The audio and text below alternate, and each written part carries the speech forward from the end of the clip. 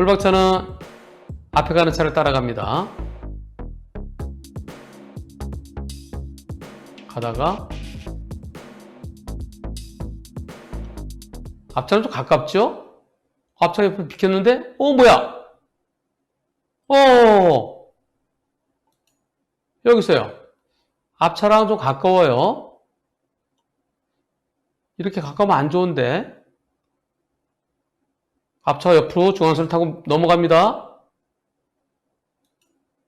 쿵 소리가 났어요. 불박차 운전자는 저 택배 차량 문이랑 부딪힌 줄 알았대요. 근데 그게 아니고요. 뭐랑 부딪히나요?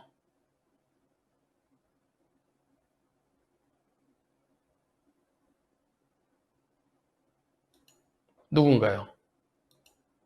모자이크 하기 전에 얼굴을 여기 뭐죠? 할머니가 파지를 대형마트 카트 거기다 싣고 오세요. 그리고 이렇게 카트에다 파지를 싣고 오세요. 할머니랑 부딪혔습니다. 이 흰색 선, 이건 길 가장자리 구역선이에요. 여기는 차가 다니고 사람들은 이쪽으로 다녀야 돼요. 바깥쪽으로. 그런데 이 차가 있으니까 파지 실은 할머니가 이쪽으로 오셨어요. 불박차 운전자는 못 봤어요. 왜 못 봤을까요? 앞에 차랑 가까이 가다가 앞에 차랑 비켰는데 가면서 할머니를 미처 발견하지 못하고 꽝! 이번 사고 과실비율 어떻게 될까요? 1. 뻔히 보이는데 왜 못 보고 들이받았어? 불박차 100%다. 2. 인도는 따로 없더라도 할머니가 왜 차도로 걸어오셔? 그것도 그냥 혼자 걷는 게 아니고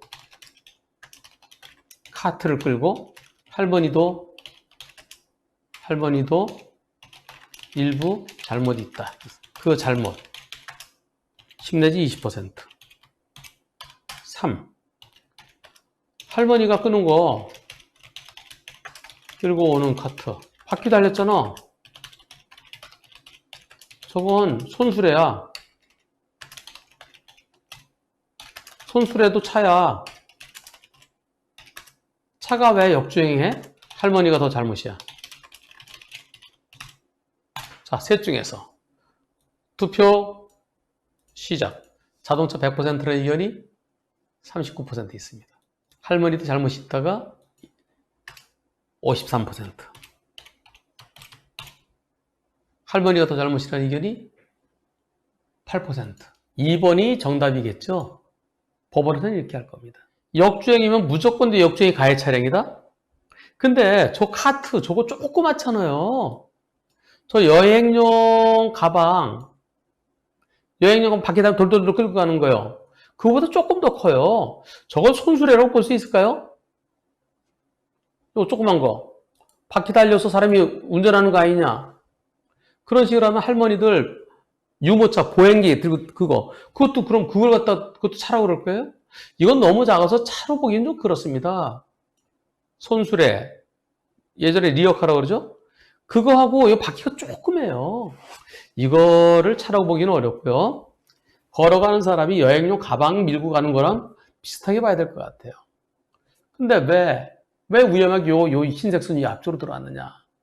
요 길가장지로 여기서 요 바깥이 사람이 다니는 거예요. 요 안쪽은 차가 다니는 겁니다. 위험하게 왜 들어왔느냐? 그리고 혼자 걸으면 쑥 피할 수 있는데 뭔가를 밀고 오니까 잘 피하지 못하지 않느냐? 그래서 10 내지 20%까지 20%? 10%는 기본적으로 보고요. 20% 얘기도 될 수 있습니다. 못 피하니까요. 그래서 덩치가 더 크잖아요. 밤에 포장마차 일을 끝내고 밤에 거꾸로 올라옵니다. 포장마차를 밀면서. 그러다가 내려가는 차랑 부딪혔어요. 종로 상가 쪽에서요. 가로등도 훤해요. 왜 포장마차를 끌고 역주행해 왔어요? 30%까지 상기했습니다. 사망사고였어요. 밤에 커다란 포장마차 30%면 지금 이렇게 보면 할머니 한 10% 보면 되겠죠? 10에서 한 15% 낮이니까요. 이번 사고가 일어난 주된 원인은 여기에 있습니다. 앞차로 너무 가까워요. 안전거리. 안전거리는 앞차가 멈췄을 때 들이받지 않을 거. 그것도 중요하지만 앞차 갑자기 싹 피했을 때 바로 여기 딱 피하자마자 뭐 나타날 수 있다는 거죠. 그래서 안전거리를 여유 있게 쓰면 미리 보일 수 있어요. 그런데 문제는요, 저 할머님이 많이 다치셨대요. 할머님이 진단 28주가 나왔대요. 28주는 아주 특이합니다. 진단이 28주, 저거는 진단이 의사가 좀 경험이 없는 의사 같아요. 진단은요, 2주, 3주, 4주, 5주, 6주, 8주, 10주, 12주, 16주, 뭐 24주? 그런데 24주 없어요. 식물인간도 12주입니다, 일반적으로. 12주 동안 지켜보자. 목뼈가 부러져도 12주입니다, 일반적으로. 28주? 잘 모르는 경찰관들은, 우와, 28주! 그거 갖고 하는 게 아니고, 어딜 다쳤느냐. 장애가 남느냐, 안 남느냐. 장애가 남는데 얼마큼 남느냐. 영구적으로 못 일어나느냐. 그걸 보고 판단해야 돼요. 28주 진단이 나왔고요. 형사합의금으로 4천만 원을 요구한답니다. 과연 할머니가 28주 진단이 나왔는데 4천만 원 요구하는 게 맞습니까? 이거는 할머니께서 얼만큼 다치셔서 목을 수술했대요. 목 경추골절로. 목을 수술하게 되면은 차렷 사지마비가 될 수 있어요. 사지마비 같으면은 4천만 원이라도 줘야죠. 근데 그게 아니고 목뼈 수술했는데 움직일 수 있는, 목이 좀 불편하고 좀 손이 찌릿찌릿하고 그런 건 있지만은 그럼 혼자 일어설 수 있고 걸을 수 있으면은 그럴 땐 중상해 아닙니다. 중상해는 사지마비, 하반신마비, 식물인간, 편마비, 팔다리 절단, 실명 이런 경우를 말해요. 지금 12대 예외 사유가 아니에요. 그래서 좀 더 지켜봐야 돼요. 언제 사고 났습니까? 6월 1일 3달 지켜봐야 돼요. 3달 지켜본 다음에 그때 가서, 지금 마비 증세가 오더라도 3달 있다가, 기본적으로 3달 있다가 중상해 여부를 평가합니다. 좀 더 기다리세요. 설령 중상해라 하더라도 합의만 되면 처벌 안 합니다. 공소권 없으면요. 그리고 검찰에서 시간 충분히 줘요. 널널합니다. 널널해요. 근데 사지마비라면 가능한 한 일찍 빨리 합의해서 마무리가 좋죠. 근데 그게 아니고 지금은 좀 마비 증세가 있지만은 사고 난 지 이제 1달 반 조금 지나고 있어요. 3달 후에 평가합니다. 중상해 여부는. 그리고 중상해일 때 합의는 언제까지 하면 되느냐? 언제까지 해야 될까요? 여기서 질문. 할머니가 중상해, 사지마비라면 합의하면은 처벌 안 받아요. 끝나요. 언제까지 합의해야 될까요? 처벌 없이 끝날까?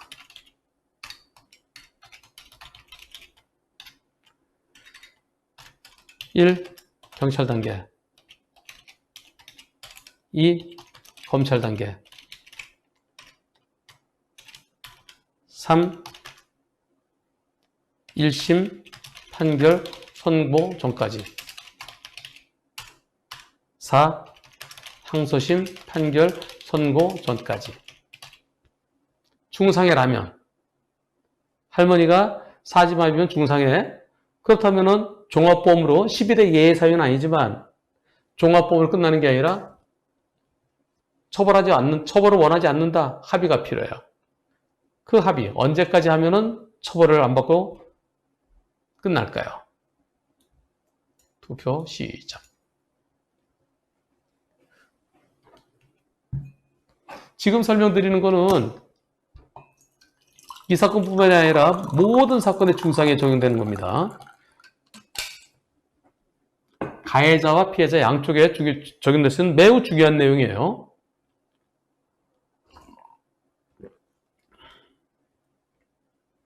오, 어떻게 하셨어요? 경찰 단계 3%. 경찰 단계에서 끝나면 그냥 끝나요. 공소권 없음이에요. 검찰 단계 16%. 검찰 단계에서 끝나면 공소권 없으면 끝나요. 근데 검찰에서 합의 안 되고 법원에 넘어가면은 1심 판결 선고 전까지 합의되면은 62% 공소 기각이에요. 공소권이 없기 때문에. 공소 기각. 그러나 이 판결 선고된 다음에 항소심에서 합의되는 거는 그냥 형만 깎아줘요. 깎아줄 뿐이지 처벌을 안 받으려면 1심 판결 선고 전까지 해야 돼요.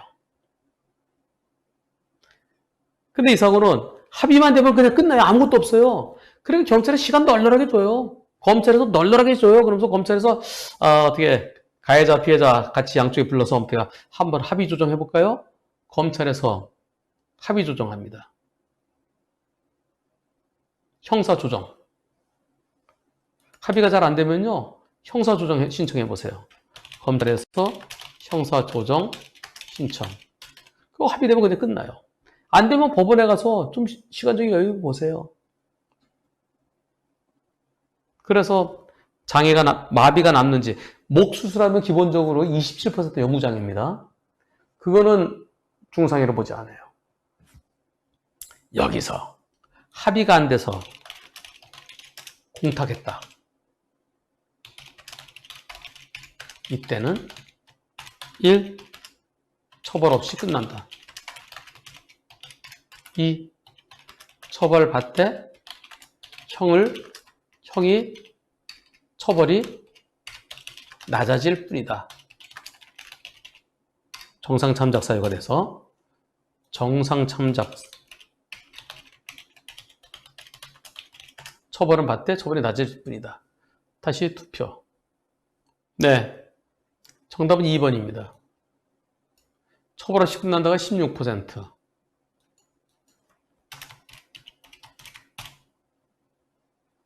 84%는 정상 참작 사유가 될 뿐이다.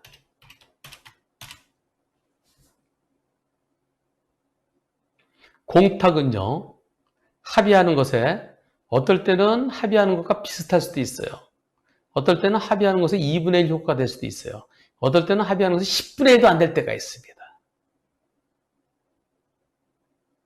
공탁은 여러분들은 공탁 걸면 되지. 아이고, 공탁 걸었다가 골로 가는 수가 있습니다. 여기서 하나만 더 얘기할까요? 가해자가 합의를 노력하지 않고 변호사 선임해서 공탁 걸었다. 형사 공탁 걸었다. 그런데 공탁금 받기 싫다고 가해자를 엄하게 처벌해달라고, 처벌하게 해달라고 진정서 제출하고 싶다.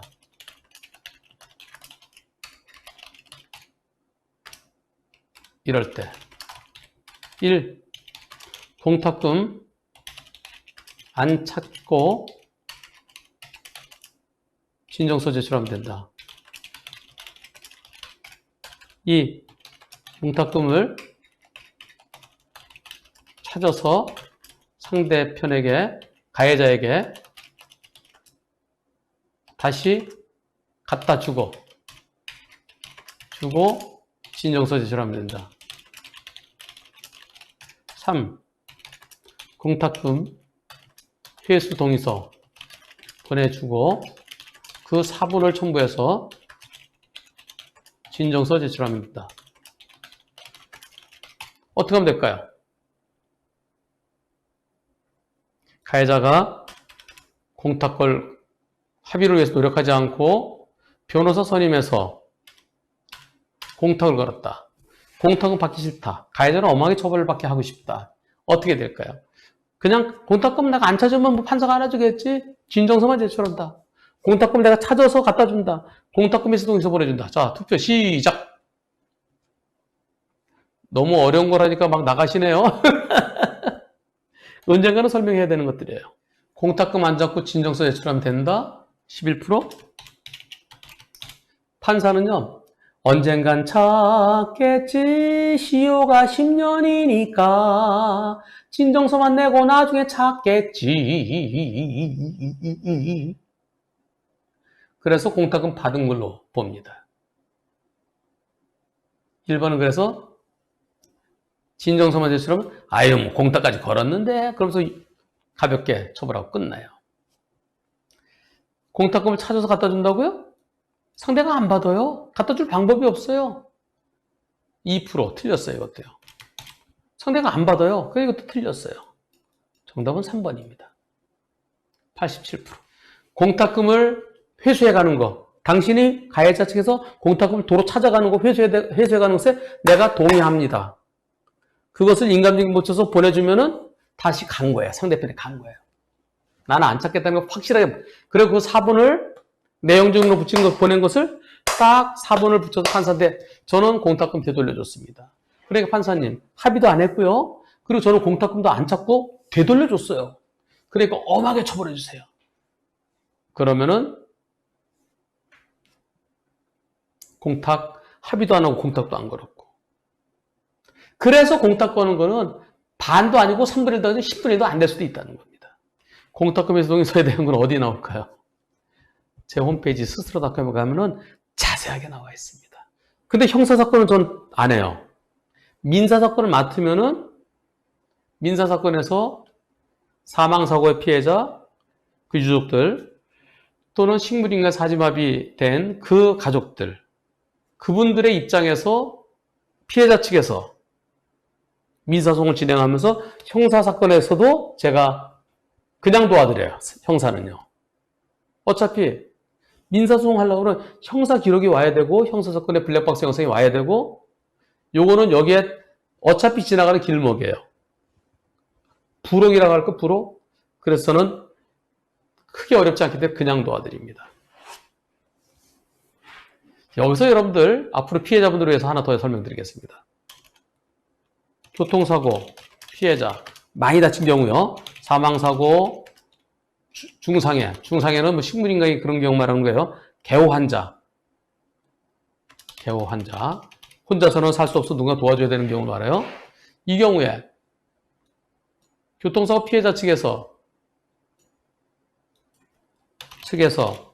형사사건에 변호사를 선임하는 경우가 많아요. 1. 피해자를 위한 형사사건 변호사는 꼭 필요하다. 2. 필요할 때도 있다. 3. 실질적으로 아무 필요 없다. 거의. 실제로 거의 필요 없다. 거의. 이거 다른 변호사들이 싫어할 텐데 투표 시작. 자, 꼭 필요하다가 12%. 필요할 때도 있다가 18%.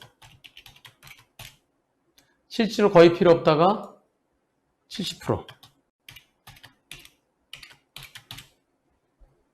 정답은 3번입니다. 왜? 할 게 없어요. 가해자를 위한 변호인은 재판할 때 가서 또는 검찰에 필요한 얘기를 써냅니다. 그리고 변론을 합니다. 근데 피해자를 위한 변호사는 피해자의 유족들의 변호사 또는 많이 다친 측의 변호사 하는 게 없어요. 형사재판에 가갖고 내 자리가 없어요. 재판할 때 판사가 여기 있고요. 이쪽에 검사가 있고요. 이쪽에 피고인과 변호인이 앉아있어요. 그렇게 셋이서 재판하는 거예요. 나머지는 구경하는 거예요. 구경. 피해자의 변호사 가더라 옆에서 같이 이렇게 구경하는 거예요. 구경 뭐하러 해요? 가서 뭐 얘기하려면 누구시죠? 저 피해자 변호사인데요. 그러세요? 나중에 뭐 필요하면 써내시죠? 얘기할 권한이 없습니다. 자리도 없고 얘기할 기회도 안 줘요. 결국 뭐 하냐? 사건 어떻게 진행되고 있나 알아봐 주는 거. 그거 지금 나의 사건 검색, 킥스 그거 들으면 다 할 수 있어요. 그거 그냥 전화해서 물어보면 알려주는 거예요. 민원실 가서 물어보면 알려줘요. 그거 뭐 옛날에는 문턱이 높으니까 아이고 어떻게 진행되는지 몰랐지만 지금 다 전산해서 다 할 수 있어요. 두 번째, 형사합의. 형사합의 하는 거? 아, 형사합의 하는 거, 그거 뭐 하루, 상대 측에서 얘기하는 거 마음에 들면 합의하고, 마음에 안 들면 안 하면 그만이죠. 세 번째. 상대를 엄하게 처벌해서 진정서 내는 거. 아, 편지는 내가 쓰는 게 좋지. 누가 내 편지, 연애 편지 대신 써주는 게 진정성이 없죠. 결국 형사사건의 변호사는 하는 게 없습니다. 그래서 저는 교통사고 피해자를 위해 형사사건의 변호사를 맡아달라고 그러면 저는 안 합니다. 제가 할 게 없는데 제가 왜 맡습니까? 그리고 민사사건을 진행하면은 그건 그냥 부록으로 그냥 도와드리면 되는 거예요. 힘도 하나도 안 들어요. 어차피 소송 어디까지 형사가 진행되고 있는지 민사사건에 필요해서 기록을 갖다 복사해 와야 되거든요. 그러니까 어차피 알아보는 거, 네, 지금 이렇게 되고 있습니다라고 알려드리면 되는 거고요. 상대편에서 합의해달라고 그러면은 그럼 우리 유족들이나 또는 우리 피해자들이 전화 받으면 결국은 처음엔 죄송합니다. 두 번째는 합의해주세요. 세 번째는 깎아주세요. 딱 세 가지예요. 직접 얘기 들으면 스트레스 받아요. 화가 나요.